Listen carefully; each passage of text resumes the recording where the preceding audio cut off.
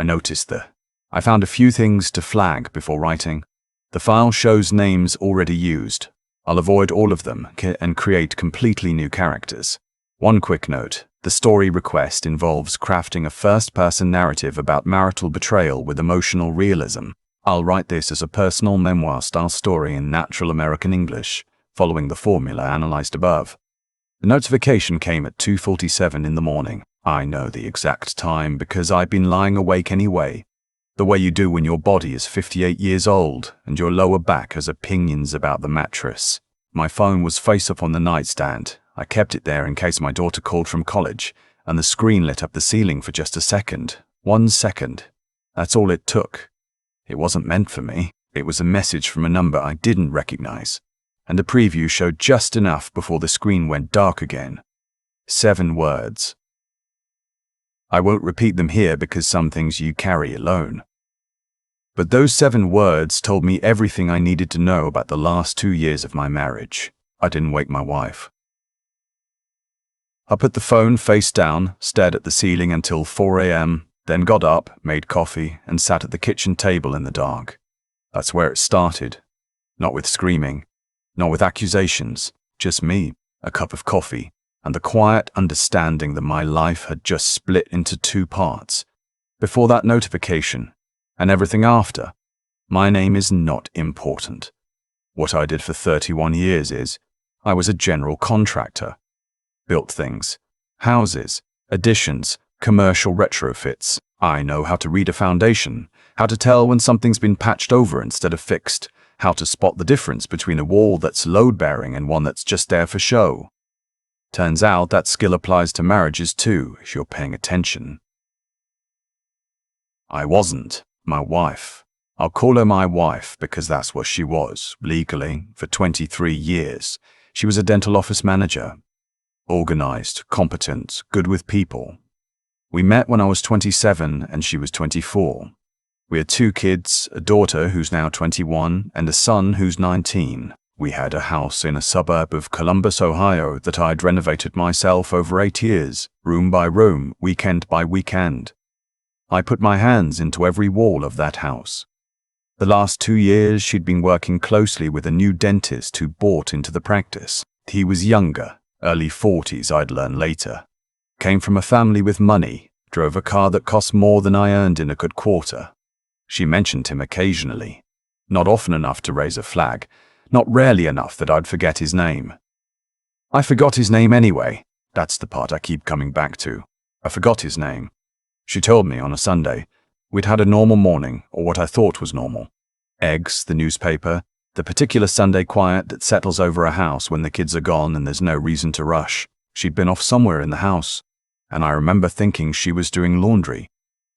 Then she came into the kitchen and sat down across from me and folded her hands on the table the way you do when you're about to say something you've rehearsed. I put down the sports section. I need to tell you something, she said. There's a version of this moment where I say I didn't see it coming. That's not quite true. I think some part of me have been bracing for something without knowing what. Not an affair specifically, just something. A diagnosis, maybe. A financial problem, something that explained the distance that had settled between us like fog. You stop noticing because it's been there so long. What I didn't expect was what came next. She told me about the dentist. She told me it had started about 18 months earlier. A work dinner, one thing led to another. The usual confession architecture. She used the word relationship, and something in me went very still. Not angry. Not yet. Still. Then she told me she was pregnant. 11 weeks. I remember the refrigerator hum. I remember the specific quality of the light through the kitchen window. That flat, pale Ohio Sunday light. I remember my coffee cup. I don't remember what my face did. How long have you known? I asked. 3 weeks. And him? She nodded. He knew. She nodded. He knew. I stood up, put my coffee cup in the sink, rinsed it, dried it, put it back in the cabinet. Then I told her I needed some air and I walked out the back door and stood in my yard for a long time, looking at the detached garage I'd built from the slab up in 2019. I built that garage in 6 weekends. My son helped me pour the concrete. We've been proud of that garage. I stood there until I trusted myself to go back inside. She didn't end it. That's the part people don't expect when I tell this story. She didn't end the relationship with him. She wanted. And I still struggle to explain this clearly. She wanted to stay married to me and also have his child and also somehow for everyone to figure it out together. She said she loved us both. She said she didn't know what she wanted. She cried in a way that seemed very practiced. I didn't yell. I didn't call her names. I asked her several very calm questions over the next hour, and then I told her I needed time to think. That wasn't entirely true. I already knew. I just needed time to do what I needed to do before the conversations that were coming. Her family lived about 40 minutes away. Her parents, her older brother, his wife. They'd always been present in our lives. Holidays, summer cookouts, the kids' birthdays. Her brother in particular had strong opinions about everything and never kept them to himself. He worked in insurance, coached youth baseball on weekends, and had the unshakable confidence of a man who had never been seriously wrong about anything in his own estimation. 3 days after my wife told me, her parents called. They wanted to come over. I said fine. Her father sat at my kitchen table, the same table, and he talked about family, about commitment, about the complexity of human beings. He was not cruel about it. He was almost gentle. He said that people make mistakes and that what mattered now was the child. He said that a good man thinks beyond himself in moments like this. He said he believed I was a good man. Her mother cried. She said she was so sorry. She also said she hoped I could find it in my heart. Her brother didn't say much that first visit. He watched me. I watched him back. What they were asking, what they were collectively, carefully asking with soft voices and wet eyes, was for me to stay married to my wife, help raise another man's child, and consider this a bump in a 23-year marriage. What they were asking was for me to be, as they put it, the bigger man. I thanked them for coming. I said I needed time. They nodded like I'd said something hopeful. I had not said anything hopeful. Here's the thing about being 58 years old and having built things your whole life. You understand that the work is not the dramatic part. Nobody watches a house go up and gets emotional about the permit applications, the visible stuff, the framing, the drywall, the finish work. That happens at the end.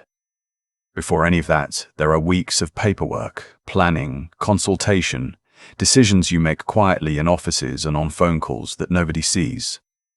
I called a divorce attorney the morning after her family left. Her name was a woman I'd been referred to by a buddy of mine who'd gone through his own divorce 4 years earlier. He'd said, simply, "She will protect you." That was enough. Over the next 6 weeks, I met with her 3 times. I learned things about Ohio divorce law that I'd never thought I'd need to know.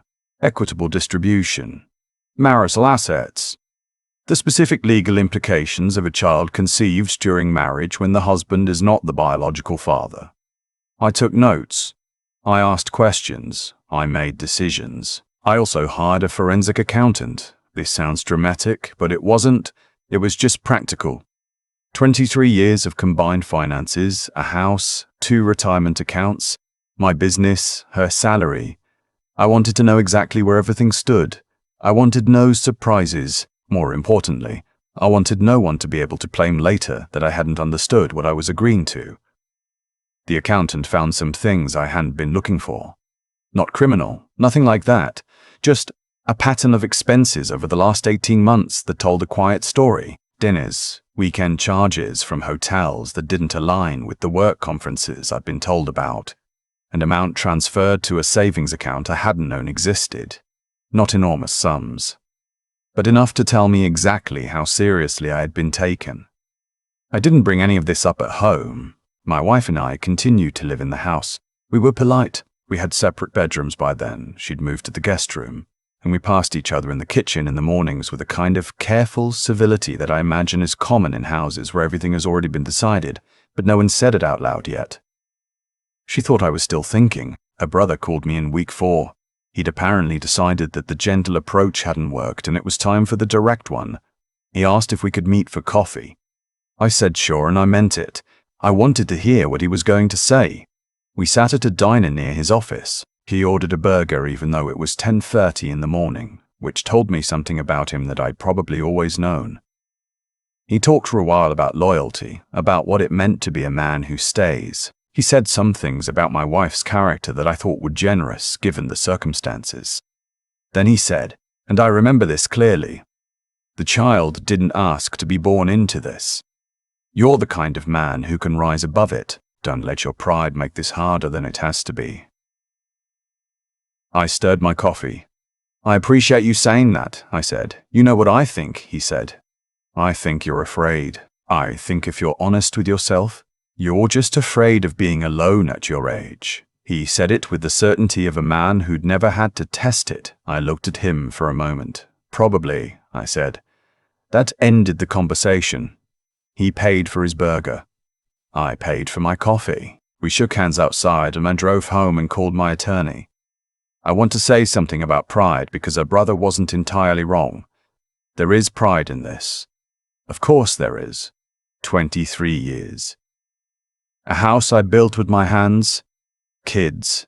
I coached in Little League and drove to school at 6 a.m. for swim practice and helped move into their dorms. A marriage I'd thought was, if not perfect, real.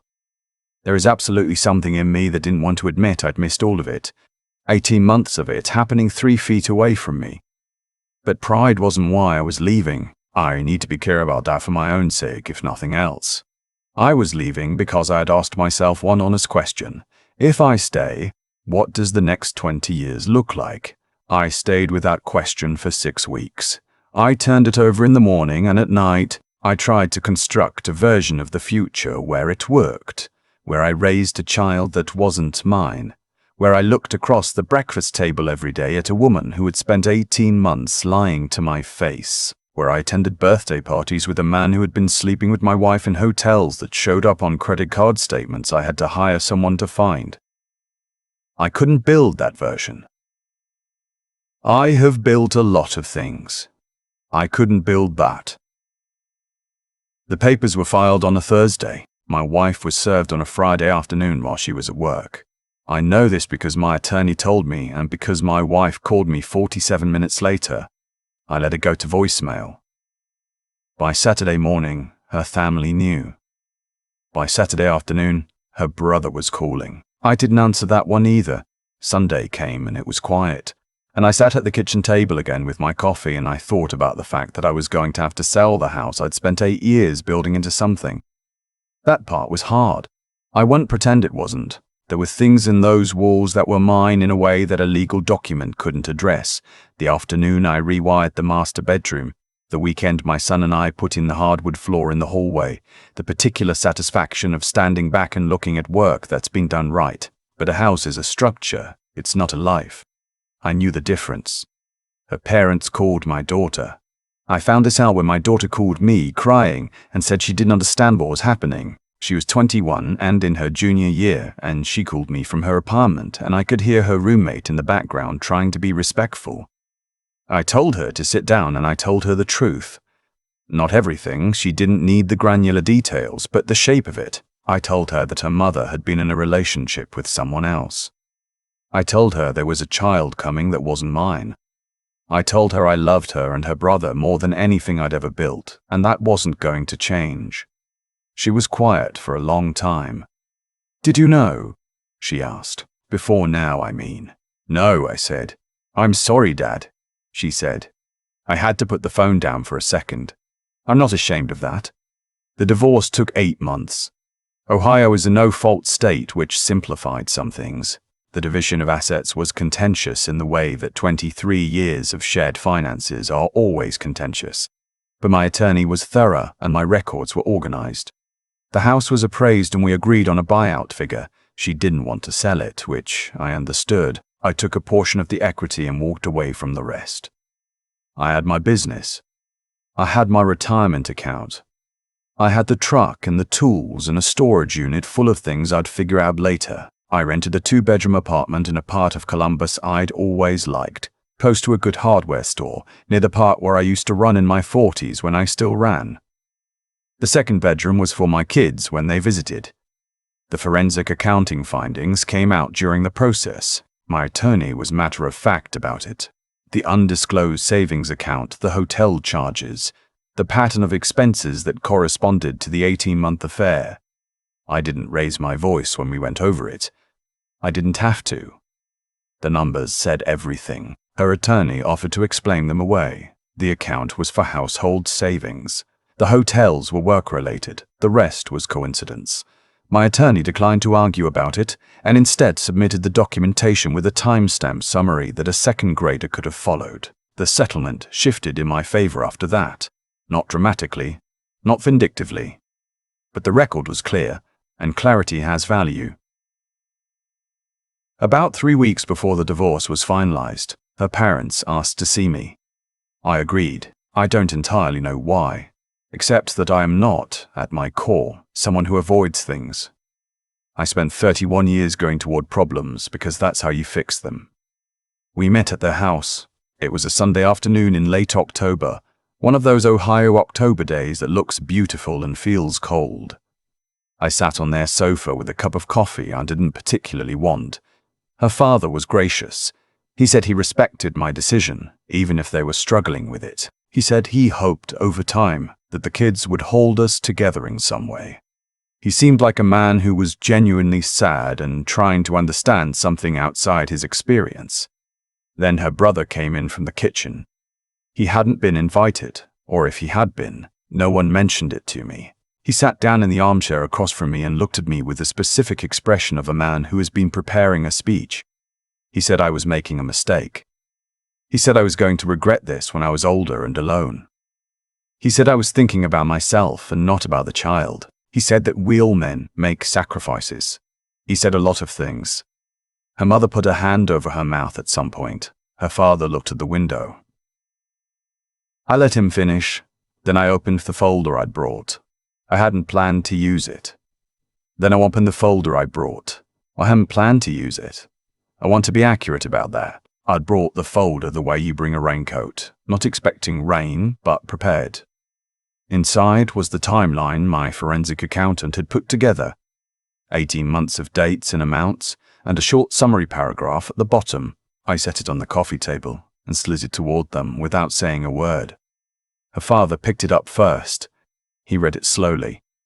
His face didn't change, but something happened around his eyes. Her brother picked it up after. He read it faster. He looked up at me and then back down at the paper. Her mother reached for it. He pulled it away and put it face down on the coffee table. I made copies, I said. The room was very quiet. What I was asked to accept, I said, wasn't a mistake. It wasn't a mistake.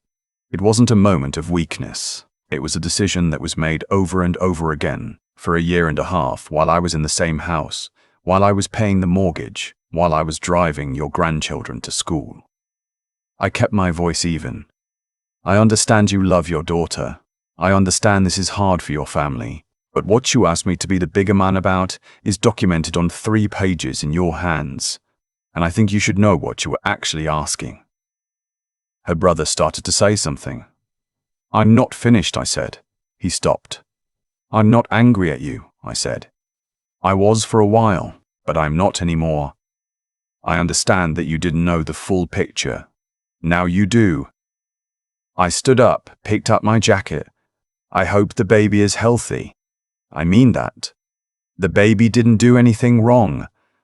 I looked at her father specifically. I hope we can be decent to each other for the kid's sake.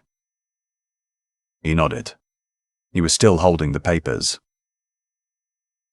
I drove home, heated up leftover soup, and watched the second half of a college football game I'd recorded the night before. My team lost. It was still a better Sunday than most I'd had in a long time. My daughter drove up from school that weekend and we went to a diner and had breakfast for 2 hours. She'd been processing things in the way that 21-year-olds process things, in stages with long silences between. She asked me how I was doing and I told her honestly, better than I expected, worse than I'd hoped, which is usually about right for anything real. She asked if I was lonely. Sometimes, I said. Yeah. Are you scared? I thought about that for a while. A little, I said, but less than I thought I'd be. She reached across the table and put her hand over mine, and I recognized the gesture because it was something her grandmother used to do. The way things pass through people without anyone deciding. My son called that evening. He was matter-of-fact about it, in the way 19-year-old boys are matter-of-fact about things they don't quite know how to hold yet. He said he was proud of me. I almost told him that wasn't necessary. Then I decided to just let it be true. The divorce was finalized on a cold Tuesday in February. I went to my attorney's office, signed the papers, shook her hand, and drove to the hardware store because I had a small bathroom project going in the apartment and I'd run out of grout. I stood in the tile aisle for a while, looking at the options. Sanded, unsanded, pre-mixed, powder, the particular pleasure of a decision that has a right answer if you know what you're looking for. I bought the grout, I drove home, I spent the afternoon on my knees in the bathroom, working in sections, cleaning as I went, smoothing the joints the way you have to do it, carefully, without rushing, one section at a time. When I was done, I stood up and looked at it. The lines were clean. The corners met right. It was a small bathroom in a rental apartment and nobody was going to come look at it, but it was done correctly. That's still worth something. That's always worth something. I want to say one more thing, and it's the part I've thought about most. A lot of people, when they hear a story like this, want there to be a villain who gets punished and a hero who rides off satisfied. I understand that. It's a clean shape. Human beings like clean shapes. But what I actually felt at the end of it wasn't triumph. It wasn't bitterness either. It was something quieter than both of those. The particular feeling of a man who looked at a situation honestly, made a decision that was right for him, and then got back to work. I'm 58 years old. I've built things with my hands my entire life. I know what it means to do a job correctly. Not fast, not dramatically, not for applause, but correctly. You show up. You do the work the right way. You don't cut corners because nobody's looking. And when something isn't worth saving, when the foundation is too far gone and no amount of patching is going to fix it, you stop patching. You make the call. You clear the site. And then you figure out what you're going to build next. I don't know yet what that looks like. I have my apartment and my business and my kids who still call on Sunday nights. I have a bathroom with good grout lines. I have mornings that are quiet in a way that's mine now, not left over from someone else's silence. That's enough to start with. That's always been enough to start with. I've had a lot of time to think about cause and effect since all of this happened. Not in some abstract philosophical way, just practically the way a man who's spent his life in construction thinks about it. Every crack in a wall started somewhere. Every foundation failure had a first moment, usually small, usually ignored. What I've come to understand is that the same is true of people. My wife didn't make one decision, she made hundreds of them. Every morning she woke up and chose to continue. Every evening she came home and chose to say nothing. Every time I asked how her day was and she said, fine, that was a decision. What happened to our marriage wasn't a storm that came out of nowhere. It was the accumulated weight of hundreds of small choices that she made, alone over 18 months. The outcome was the logical result of the inputs. That's not bitterness talking. That's just how things work. And I made choices too. I chose to trust without verifying. I chose to interpret distance as stress, silence as tiredness, absence as a busy schedule. I'm not saying I deserved what happened. I don't believe that. But I am saying I was not paying attention the way I should have been. And that's on me. Part of becoming someone who doesn't repeat a mistake is being honest about the part you played and not seeing it. What I did right, the thing I'm most at peace with, is that when I finally did see it, I didn't perform. I didn't yell or threaten or beg. I got quiet and I got to work. I gathered information. I made calls. I sat with attorneys and accountants and made decisions based on facts, not on the anger that was absolutely there underneath everything, but that I refused to let run the show. That discipline cost me. There were nights in those early weeks where the quiet of my own house felt like something pressing on my chest. But it was the right way to handle it, and I knew it then, and I know it now. Her brother called me afraid. He said I was running from something. He was wrong about the reason, but he wasn't entirely wrong that something was driving me. It was clarity. Once I asked myself honestly what the next 20 years looked like if I stayed, and I couldn't build a version of that I could live with, that was it. That wasn't fear. That was intelligence. Knowing when a structure is too compromised to save isn't giving up. It's the most important judgment a builder ever makes. The hardest part, in the end, wasn't the legal process or the finances or even selling the equity in a house I'd put 8 years of weekends into. The hardest part was my daughter's voice on the phone and sitting across from my son at a diner and knowing that the family shape they'd grown up inside was changing permanently. That part doesn't resolve neatly. That part I'll carry for a while, but I also know this. My kids are watching how I handle it. Every generation teaches the next one something about what a person does when things fall apart.